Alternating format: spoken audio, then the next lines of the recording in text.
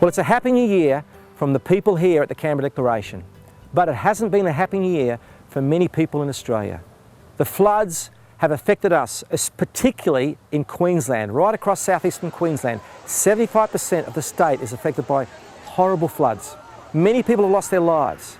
You've seen the terrible flood that raged through the streets of Toowoomba. It came up quickly and it went down quickly, but people lost their lives.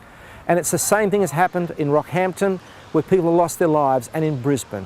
Many places, there's children waiting for a father or mother to come home, or children waiting for a grandfather or mother to come home, and they're not coming home. It's a time to mourn, it's a time to weep with those who weep and rejoice with those who rejoice. And of course, this is the time to help practically our fellow Queenslanders and of course other people in other states that are now suffering flood damage. Particularly the Catholic Church is running a flood appeal, and several other churches as well. I want to name them because it's important to give credit where credit's due. The Uniting Church is running a flood appeal.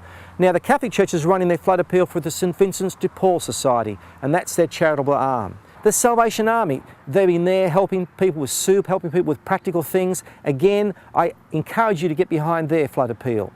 Again, we've got the Anglican Church, they're running their flood appeal. The Presbyterian Church, they're running their flood appeal.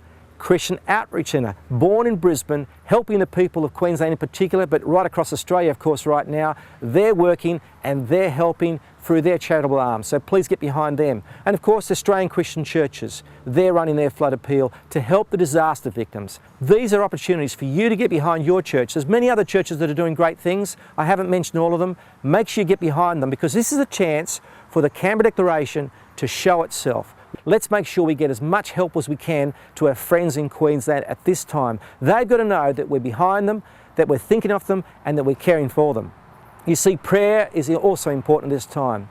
I'm encouraging people to pray and fast for our friends in Queensland and pray and fast for our nation this time. And let's stand in the gap for our friends, particularly in Queensland, because prayer changes things. Let's get behind these appeals and let's make sure we show Christian love in action.